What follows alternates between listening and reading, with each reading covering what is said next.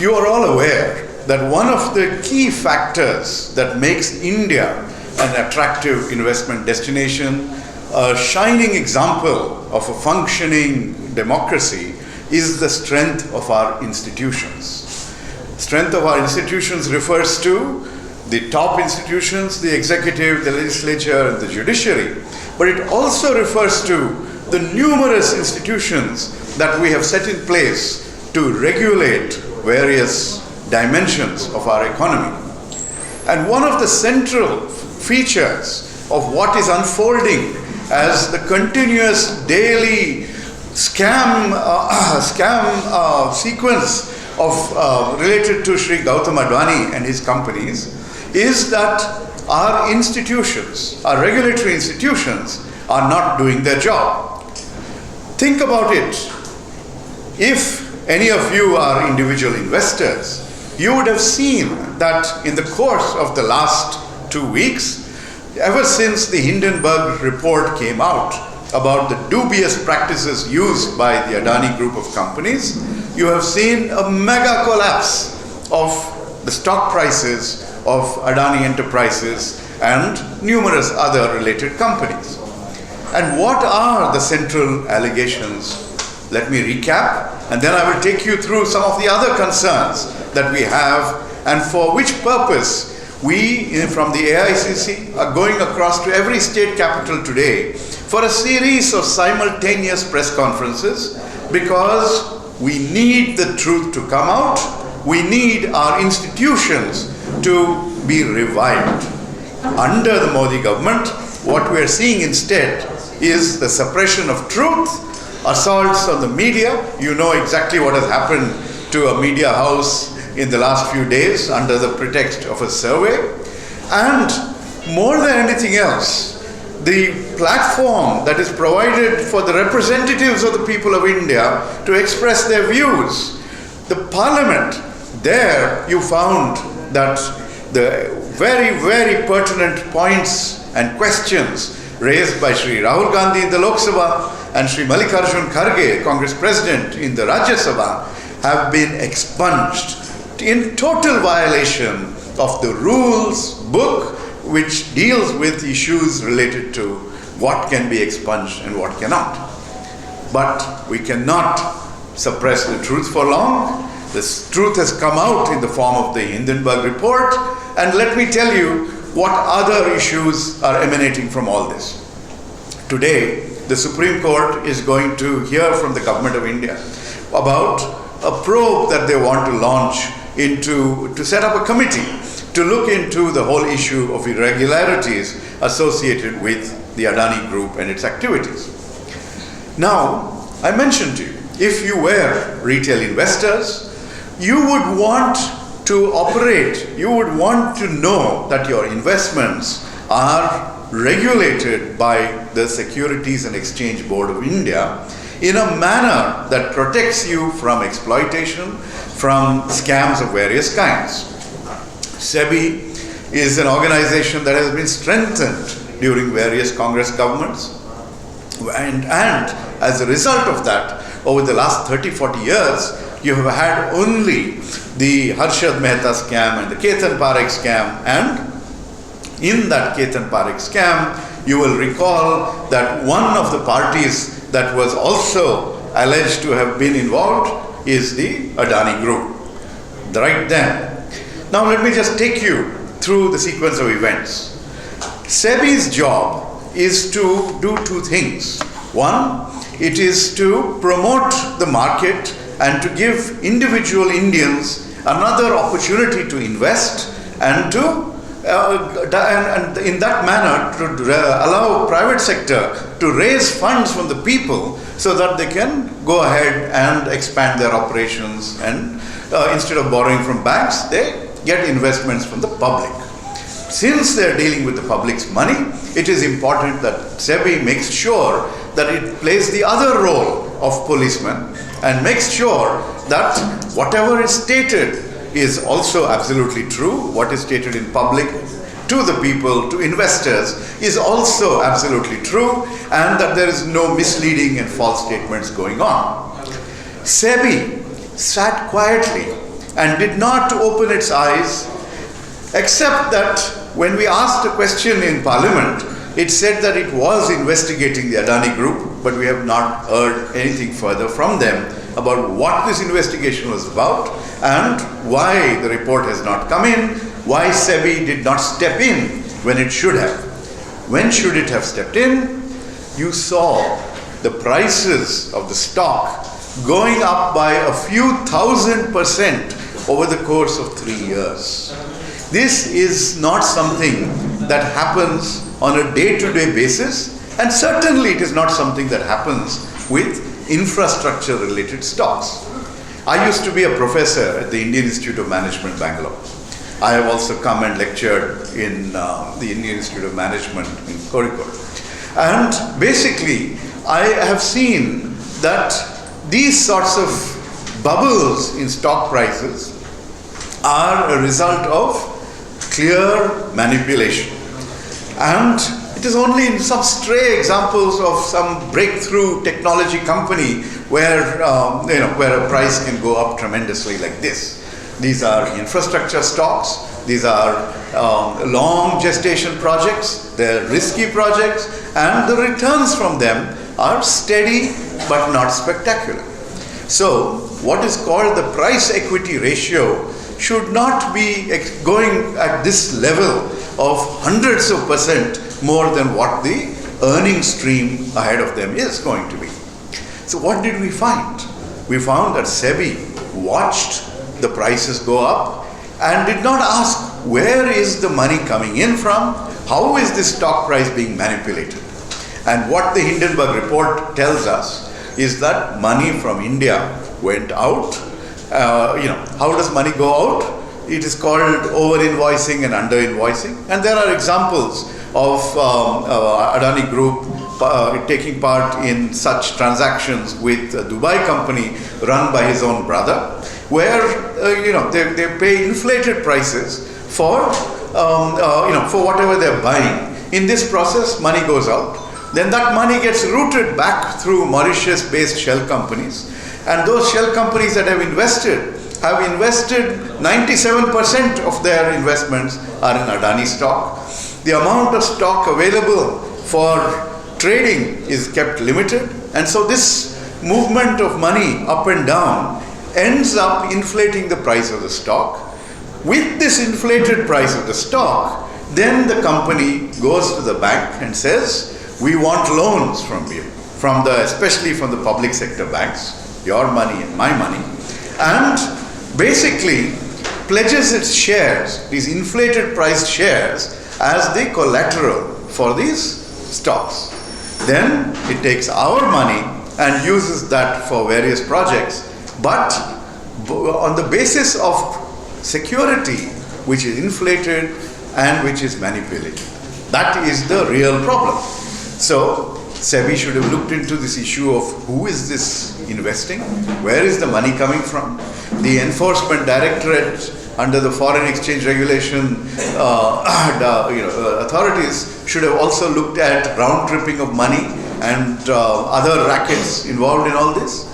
And these institutions are only focused on attacking and the opponents of these government's regimes because that's the only thing that they are misused for. They are not doing their regular job. So one of the first things we need and demand is a clear, transparent, publicly accessible probe into the activities of the Adani Group, into their potential round tripping of money, into the alleged allegations of inflating the stock price, into what the damage to the Indian banking sector would be as a result of these kinds of activities. It is not just the Indian banking sector which has to go out there and continuously respond whenever they get a phone call from the PMO to go out there and issue a loan to Adani and his group on the basis of these highly inflated stock prices.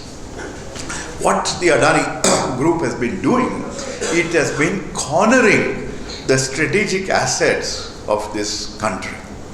Strategic assets are in many, many domains. One domain is in the world of defense.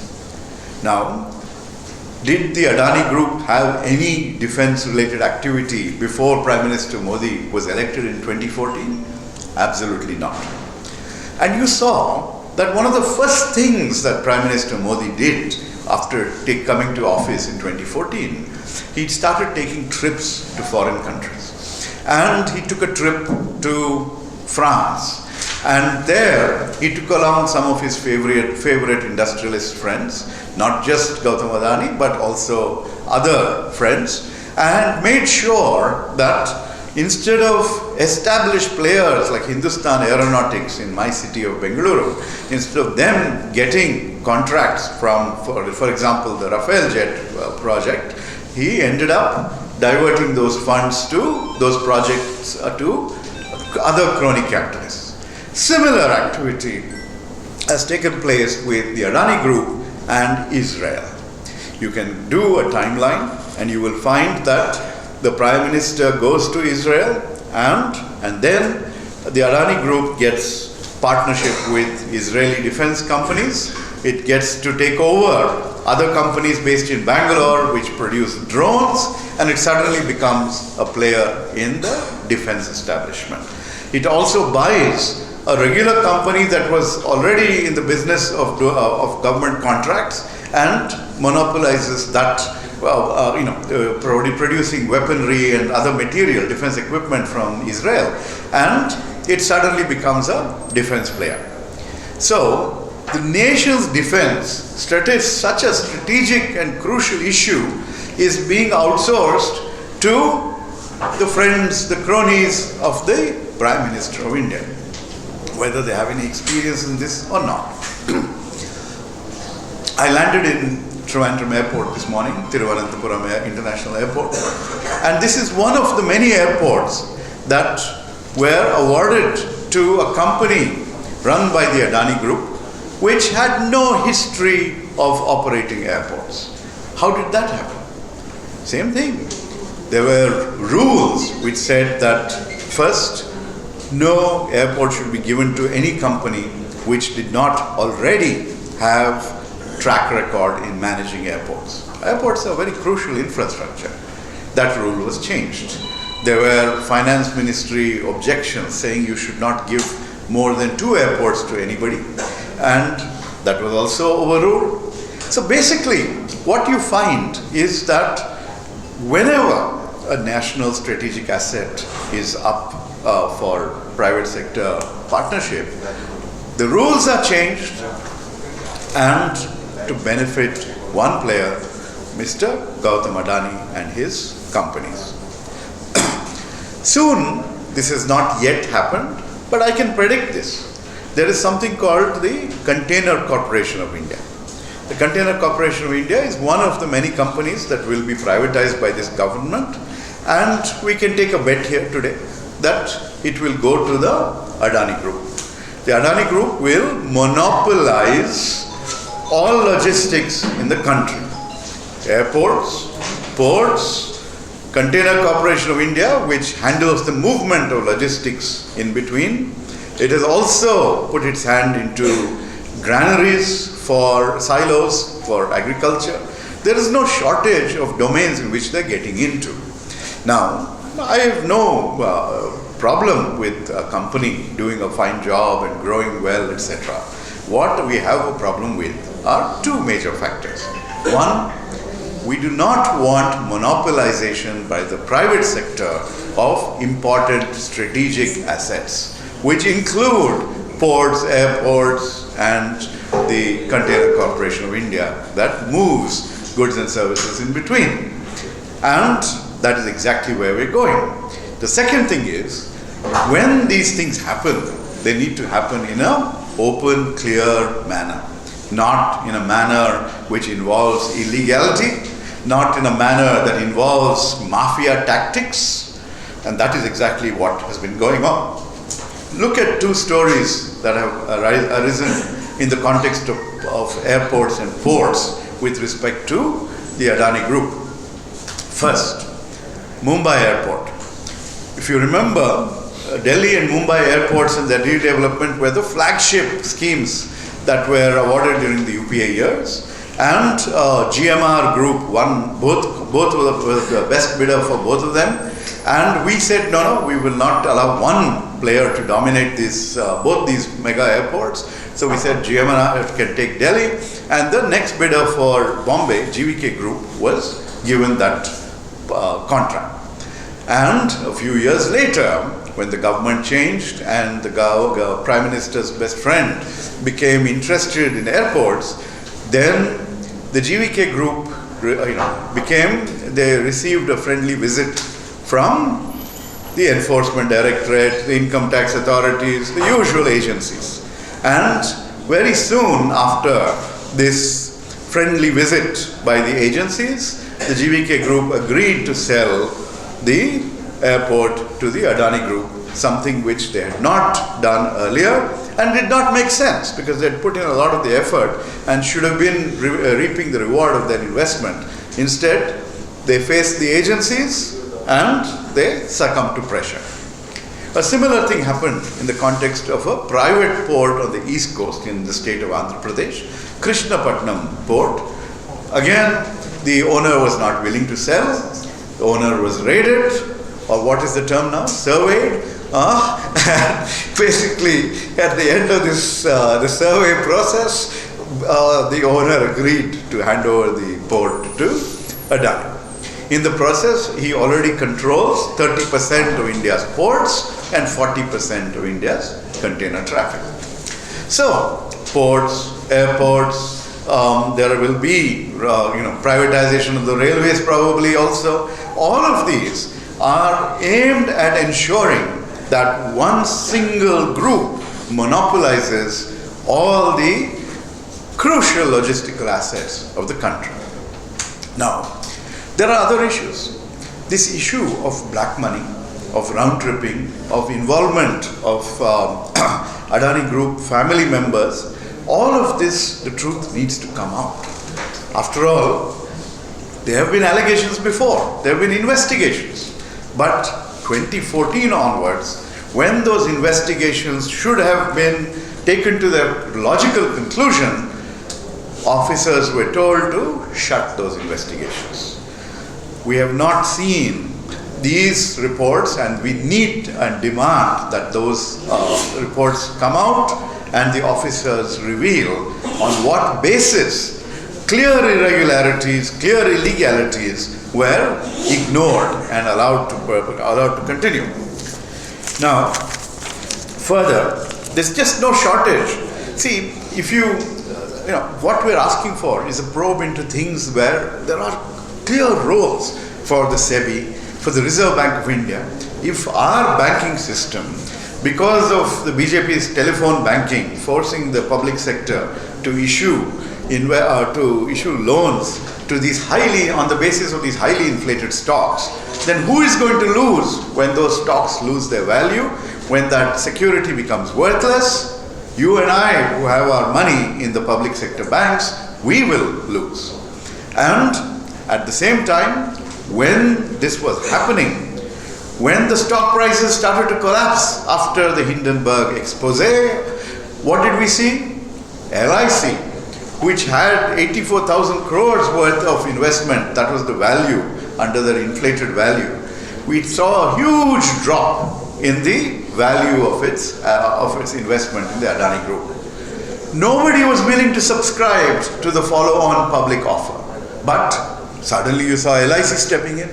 On what basis? Who put pressure on the LIC to step in? What is going to be the impact on India's banking sector when the amount of overall loans runs into a percentage of the GDP? That is the magnitude of the amount involved. There is only one saving grace in all this, which is that a lot of mutual funds in this country which assess which companies to invest in and which not to invest in, that sector has not over-invested in the Adani Group. But because of the manipulation of share prices, one of the outcomes was that the Adani Group's companies were added to something called the Nifty index. We have the Sensex with the BSE, with the Bombay Stock Exchange. We have the Nifty Index, which takes the top 20 or 50 companies, in the National Stock Exchange. And there are a lot of, once you're listed in that, then a lot of investments flow into what are called indexes, index traded funds, etc. And that money that is put in is also coming from the employees' provident fund organization, again the retirement funds of the people of India. All of this, because they're in that Nifty index, now they're getting, Adani Group is getting funds from public money once again. Now, mutual funds are not going anywhere close to it, but the Adani Group is getting funds through this because they are included in this Nifty index. And what is the stock market doing? Are the stock market exchanges removing these companies? Other parts of the world, you are seeing that Credit Suisse says that they are not going to accept Adani Group bonds because they are worthless today. But what is our organization doing? They are not holding on to their responsibility of protecting the investors' interests. So similar to this, you have many, many other issues. I will go through some more, but I'll just speculate on one other. So you would have heard that the Coal India is a very, very successful company, tremendous production. And somewhere in between you saw that there were rumors started floating around that Coal India is going to have a shortage. And soon enough, the power minister said, no, we don't have any shortage, etc. But soon enough, they declared there is a shortage of coal. And we will have a power crisis because the thermal power plants will not have enough coal. Then an announcement came from the government, we need to import coal to make up for the shortfall. And who did the import contract go to? I was a national runner-up on Mastermind quiz. So I'll ask you this quiz question. Who do you think got this contract? Adani. All that coal contracts that he's involved with in Australia, which has huge opposition in that country, for which the Prime Minister of India sat with the State Bank of India chairperson at that time, Arundhati Bhattacharya, and said, give my friend $1 billion, right? You remember that picture? Okay. So that same racket continues. So the Prime Minister, instead of focusing on our defense with China, a country's name that he cannot utter, he doesn't know that such a country exists. If you ask him about what is happening, he will never name China, right? Well, instead of doing that, this government's foreign policy consists of browbeating our neighbors into accepting Adani-related contracts.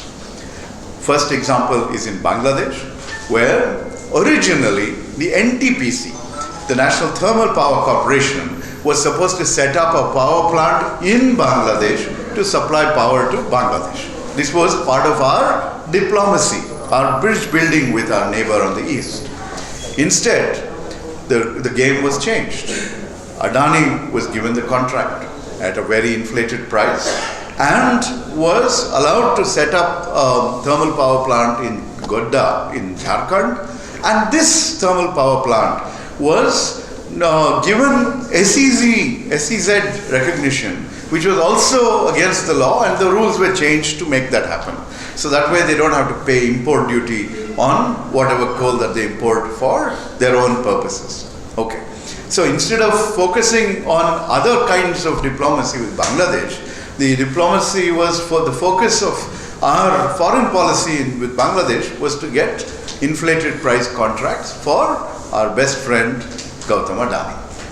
Similar thing happened in Sri Lanka, where once again a power project was supposed to come through, and the member in charge, in anguish, publicly stated that this project was not supposed to, ended up being treated as a government-to-government project, because even though there was a private player, Mr. Adani and his company involved, the Prime Minister of India put pressure on Mr. Rajapaksa at that time, Gotabaya Rajapaksa at that time, to give that contract to Mr. Adani. The moment this story came out, there was a lot of pressure on that gentleman, and he issued a denial saying he was very emotional and resigned and walked away. Okay, that is how mafiosi also operate. They will put a gun to your head and say, deny it. And that's exactly what happened. Even the GVK group, after the pressure was put on them, what did they publicly say recently? Oh, no, we had no pressure. We just voluntarily sold it and walked away, right? You must understand that what is going on here is Indian companies are being browbeaten, being threatened by misusing agencies, and our foreign country neighbors are being forced to accept these sorts of contracts with these sorts of companies with their dubious practices.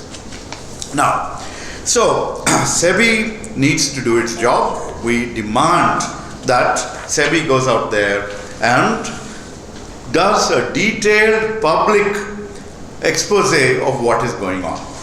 One of the innovations in governance, if you want to call that, under this government is what is called sealed cover investigations.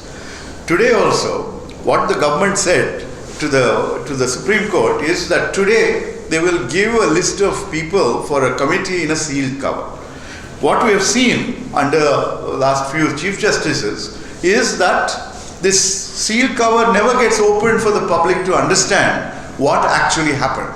Reports of investigations are kept without being revealed to the public, and this is the way we are seeing the wool being put before our eyes.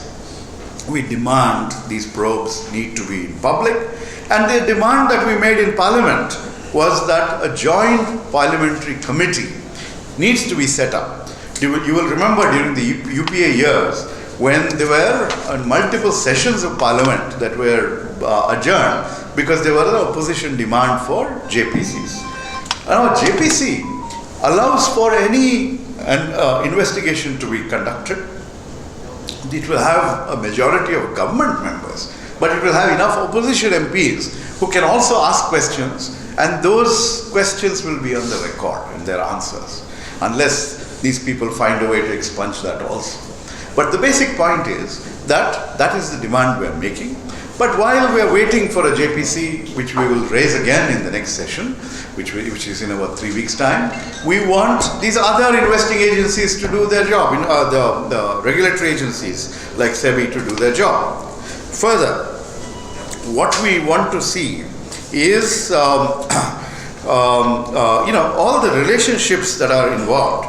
For example, the companies that have invested in the Adani Group are run, there are two companies called Monte Rosa and Elara Capital. Monte Rosa, one of the main people in that Monte Rosa Capital is, the CEO is linked to, you will remember a gentleman called Jatin Mehta of Winsome Diamonds, who ran away from this country, right? This government did, when I was in the Rajya Sabha, they passed a law called fugitive, they were going to bring back fugitives, economic fugitives, people who cheated the country and ran away. They have not brought back a single person, right? Well, one of the key people who has escaped and gone away is a gentleman called Jatin Mehta, who is related through marriage to Mr. Vinod Adani, brother of Vinod Adani, brother of Gautam Adani, right? So all of these, the other company called Elara Capital, the former Prime Minister of Britain, Boris Johnson, his brother Joe Johnson, who was on the board of that. So we're seeing all these kinds of scams that are going on, and we need to see the truth. Along with this, think about the budget that was recently announced, right?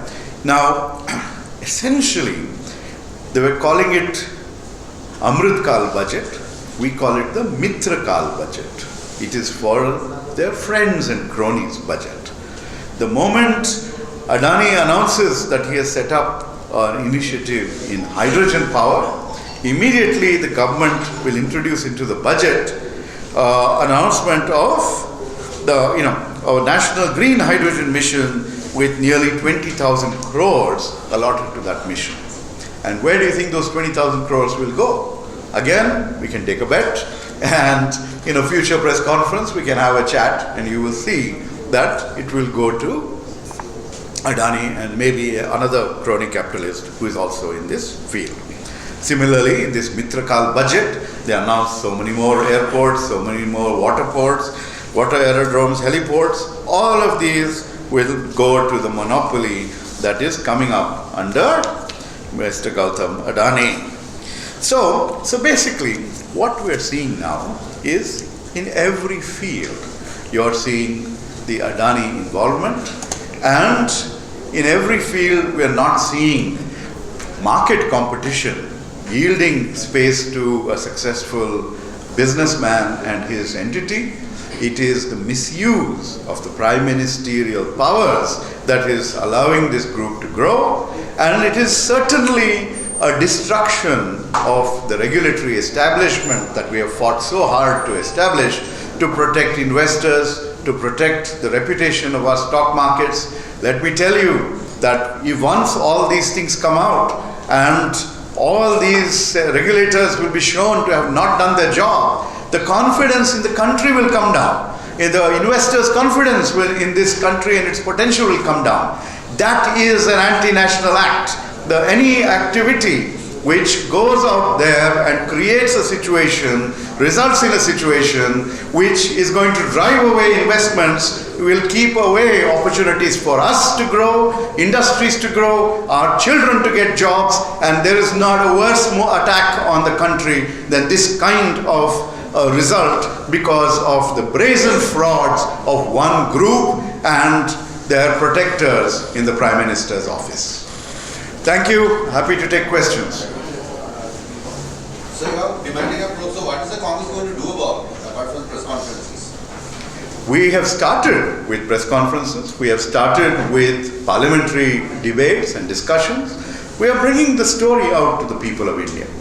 The Prime Minister basically said that he did not answer any of the allegations. He sidestepped them, and he said 140 crore Indians will protect him. Well, we are getting, through you, we are getting the word out to 140 crore Indians so they can see what kinds of scams are being conducted in their name by the Prime Minister and his cronies. And once that story goes out, you will see that the people will say, enough, this is not good for us, this country, and we will also take it to the people we have other agendas. Right now we are focused on healing the divisions in this country that are being exacerbated by this government. We have, after the Bharat Jodo Yatra's phenomenal success, we are launching the Haath Se Haath Jodo campaign, Abhiyan, where we're going down to the grassroots and talking to everyone and saying, this is the way we need to come together. This is not the way we should be dividing India like the BJP is doing. At the same time, we will add this story and we will get the word out. And you will start to see in various state election results that the tide will turn, starting with my state in Karnataka. You've been speaking about coal and the Adani Group's relationship. But if you go by statistics, we can see that during UPA power in 2005, you have given the MOD contract to Adani Group. Which MOD contract? For coal, moderating and operating contract. For coal import? Yeah, in 2005. And if you go by the Australian companies, it was given in 2011. Two companies they have signed, for instance, for Abbott and the Link Energy. Abbott point. Yes, no. So the basic point, yes, of course. The point is, when we do that, as in the case of other ports that have also gone to the Adani Group, we do that in an open and transparent manner. There is a bidding process, and if they win the bid, they get the bid. Now questions are arising whether, for example, in the port Vizhinjam here, there was only one bidder, right? What happened? Why did we not see more bids coming in? Were they frightened to take part in that competition? Who frightened them? Who threatened them? Those questions are coming up now. But otherwise, on paper, what we saw was an open bidding process, a transparent process, and the bidder, in many of these cases, the appropriate bidder won. So we have no problem with a regular, transparent process. We have a problem with misuse. We have a problem with misuse of agencies. We have a problem with threats that keep other players out. We have a problem with changing the rules to benefit one party, which is the case with the airports. All of those are illegalities. How do you do that?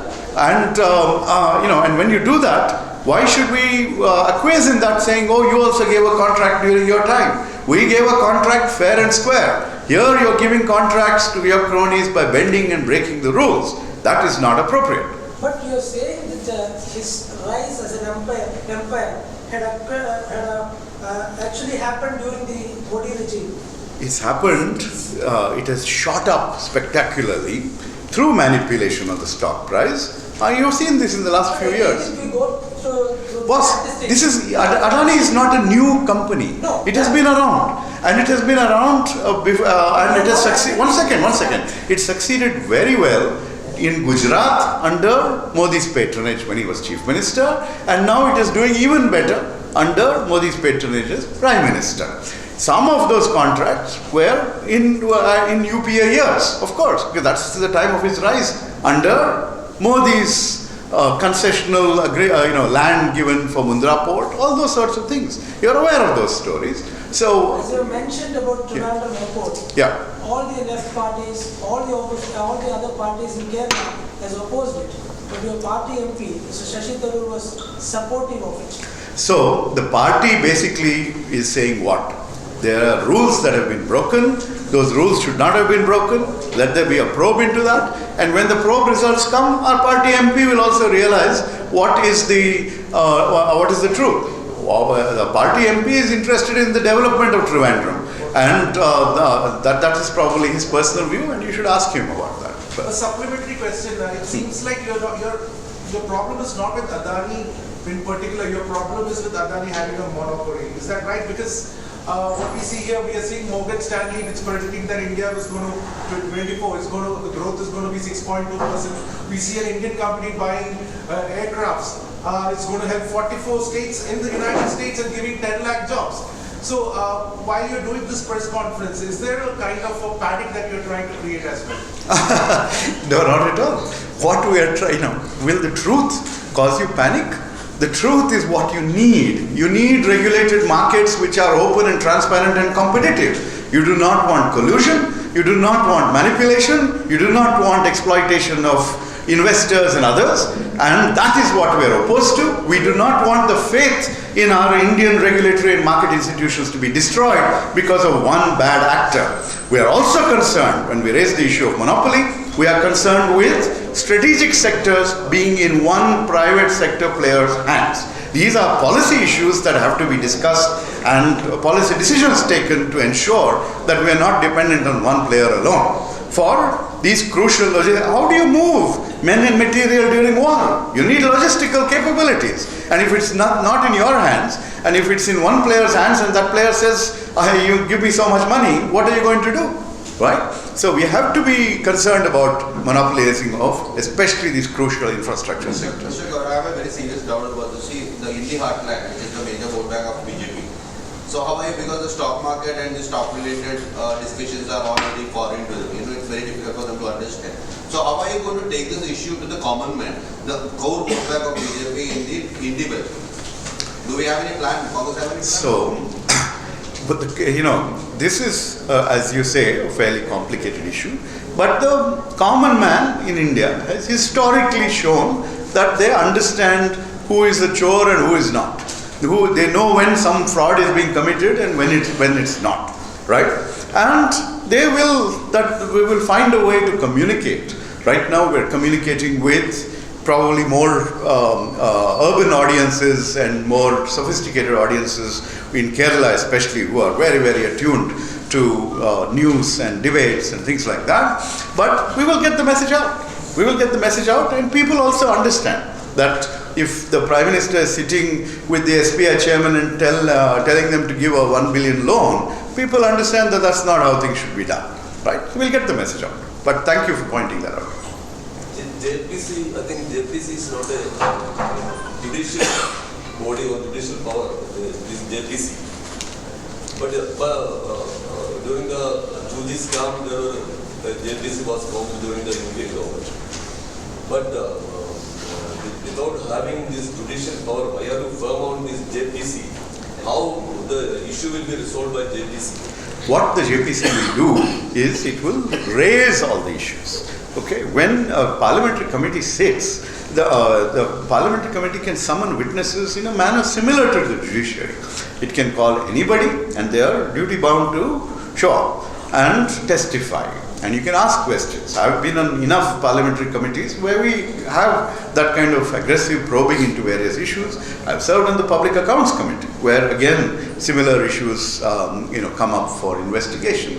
So it will be the first step in a series of steps. But once that is all revealed, then there will be judicial avenues that will follow, and the evidence would have come out, and there will be a process that can be followed. But those can be done. So you can have a high-level Supreme Court probe. In fact, when the opposition parties were discussing what should be done, the first demand was JPC, but there was another demand voiced about a Supreme Court monitored probe.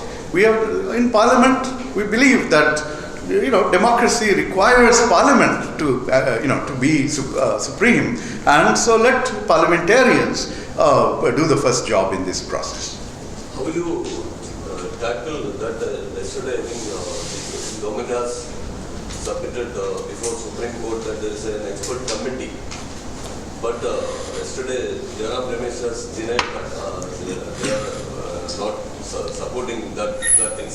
See, today the government will go to the. See, that's why we're saying we want a transparent. We don't want an eyewash. We don't want a committee set up with a bunch of friends of the government, which will simply say, no, there's nothing happened here. You please leave. We don't want such an eyewash. We don't want. There have been enough. Even Supreme Court ordered investigations, for example, into Rafale. Do you know what happened? Is it still, has that information been revealed? It's still sitting in a sealed cover. Okay? So, we are very worried about these kinds of sham investigations. And so, if we are in Parliament, then there will be enough MPs from the opposition who will be able to ask those questions and put things on record and get that information out. Alright? So, let's start with this, and then others will follow. But we do not want sham committees which don't have transparent procedures. Okay? In the US you would have seen that many such investigations are done in public with the media present, with continuous testimony, and it's perfectly open to everybody. That's what we need in these circumstances today, especially at a time when even my friends in the media face a lot of pressure from the government to ignore their failures, their misdeeds, and to just keep quiet for your own survival and health. Okay? That is the atmosphere. Otherwise, really, instead of us, you should have been writing a lot of these stories and exposés. That is what investigative journalism is about. That is what drove many of you to come into this profession, that idealism. Don't let that go. We have to expose the failures that are taking place right in front of our eyes. Gowdaji, why are you taking up this Adani issue now only? You were not aware of this. So you were waiting for this report to come?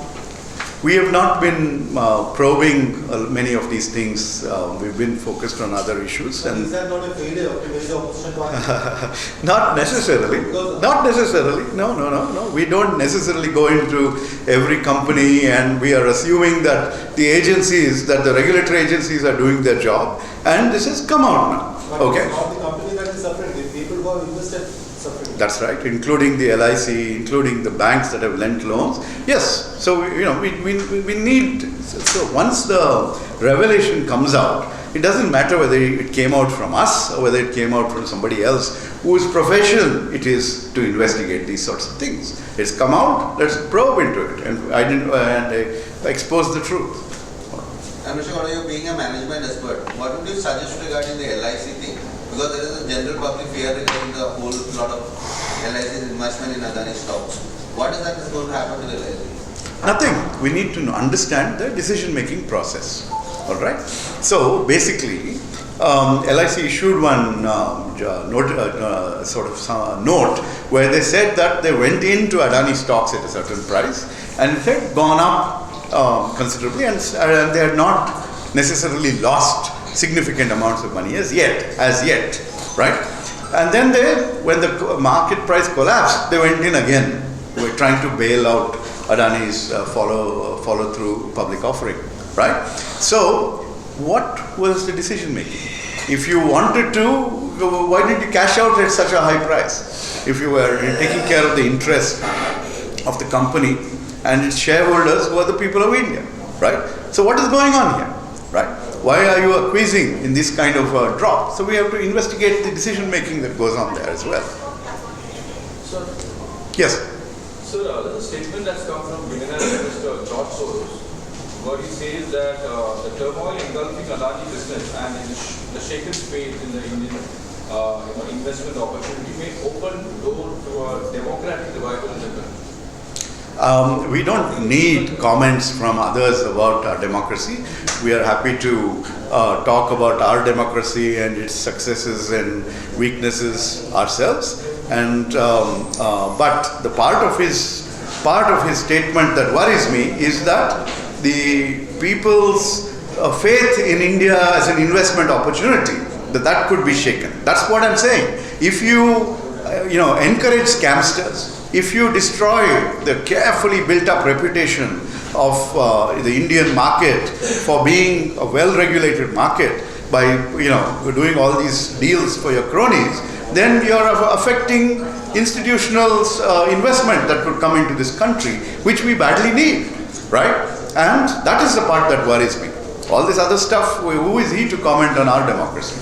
Okay, our point is about what this culture of scamming, starting from the Prime Minister and his friends, what is this scam culture going to do to India as an economy that attracts investment?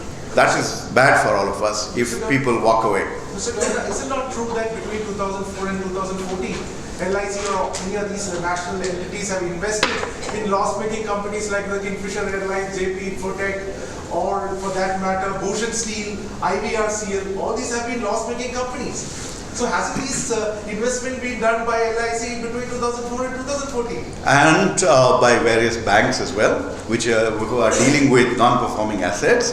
And what is the problem? The problem arises in a different capacity. A business can succeed or fail, right? That is what investment has a certain risk associated with it. But when you have willful defaulters who take money out of a company and run away to foreign countries, okay, and you're seeing that except for Mr. Malya, who is from my state and used to be in parliament with me, everyone else on that list of willful defaulters, what are their names? Where are they from? What is their, what sort of practices were encouraged by whom? How did they get away? That's the question you need to ask. Is the Congress doing this because they assume that Adani is giving some political finance for the BJP? Is it because it seems like that? We are looking at 2024 elections. Is it for the goodwill of the people or is it a purely political move? No. Thank you. The point is, we do not even know under the beautiful electoral bond scheme of this government, right? We are kept in the dark about who is contributing to whom, and even we get electoral bonds, by the way. We have no idea where it comes from. They just show up. And about a fraction, we get a fraction of what goes to the BJP, which corners about 3/4 or more of the overall electoral bonds. And so maybe Adani is giving it, maybe other industrialists are giving it. I do know a lot of industrialists who tell me personally that they receive very threatening calls that they should contribute to the ruling party, and that they do follow up with that. All that happens, but that is not at all a matter of concern. Whether we have money or not, we have the goodwill of the people, we have the interests of the country at heart. And what we are interested in is not, if this was some other scamster also, we would be highlighting it and going after them. Okay. As a management expert, how do you see future of Adani major port. Since Adani is in trouble in that, will it affect the port? Which one? Major port. Well, we have to see what the effect would be. We are seeing that the state government has recently taken some extra loan to keep that going. There are questions being asked about, about the financial arrangements that are out there. But it's a port that is in India's strategic interest. It's good for us to have, such a deep water port right here, very close to the major shipping lanes. So, in that sense, it's a project that just cannot be allowed to not succeed. After coming out all these allegations recently, 2-3 days back, our Home Minister, Central Home Minister, has firm on that. He told to an agency that there would not be any opponent for BJP in the coming 2024 election. So, this Home Minister, one of the practices of the media that I have a problem with sometimes is whatever they say is reported as if it's the truth, right? Okay? Even if they utter the worst lies, it will be reported. Okay? The Prime Minister, for example, recently said every week 2 colleges and 1 university have been set up since 2014. It was beautifully reported. Nobody did the mathematics and said, that's something that is absolutely false. Nobody questions, just repeat. The Home Minister also made a statement recently in Puttur in Karnataka, where he said, remember, there is Kerala next to you, I am warning you, he said. I won't tell you anything more. Okay? Did you celebrate that statement of his? What is he warning us about? What is there in Kerala that people in Karnataka need to be frightened? Do you tell me? That is what you should be asking the Home Minister and asking him, what is he doing his job? Why are there interstate clashes in the northeast where police people are being killed by firings between 2 states? What is happening? There are lots of questions that the Home Minister needs to be asked. That is for a separate press conference. Can you deny that the Northeast has seen unprecedented development? Why would I even want to deny? If you give me the statistics and show what all growth has taken place, as a professor, I will tell you that this is true, this is false, this is a comparison, that is a comparison. There are all kinds of issues that you need to pay detailed attention to. When they announce that, we have increased highways by so much, they have changed the way that you measure highways. Previously, it would be, we built a highway for 100 kilometers. Now they say, we built a 6-lane highway for 100 kilometers. Each lane kilometer is treated as a separate thing. So they say, instead of 100 kilometers if they build, they say it's 600 kilometers that they built. Right? We didn't build single lane highways. We built multiple lane highways ourselves. All right. They just changed the method. So you have to, before using words like unprecedented, right? Just look at the details and then see whether that term is required or whether this is natural, that this is the way we need to go, this is the way we need to strengthen infrastructure, for example, in border areas. And there are lots of things that happen when every year, for example, this is the biggest budget allocated to something, right? Yes, because each year the budget goes up. So it was never there earlier. Okay, that is how this unprecedented is often happening. But, a little bit, there's beautiful salt in the Arabian Sea, a little pinch of salt, please use when you access all this statistics and information that the government propaganda machine pushes out. Thank you very much. Jai Hind.